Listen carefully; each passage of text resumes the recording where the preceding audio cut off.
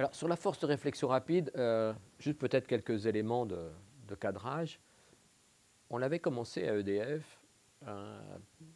Au départ, j'avais suggéré qu'il y ait une, puis deux personnes qui soient un observateur stratégique dans la cellule de crise nationale.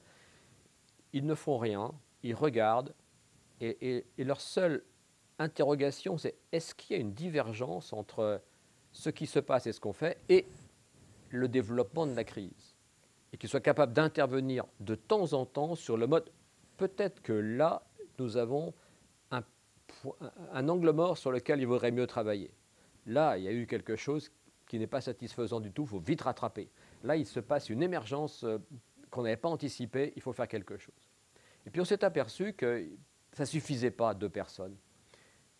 Et on a mis en place, c'est à l'époque de Pierre Bérou, qui était responsable des crises et des risques à EDF, un groupe qui permettrait d'avoir une entité à côté des cellules de communication et d'opération et de la cellule dirigeant, qui permettrait d'avoir un lieu où on s'interroge sur les 4 questions que j'évoque toujours. De quoi s'agit-il? Quels sont les pièges? Quels sont les acteurs?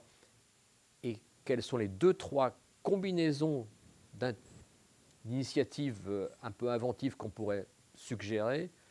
Et donc ce groupe travaillait et travaille de son côté et de temps en temps fait le point avec les autres.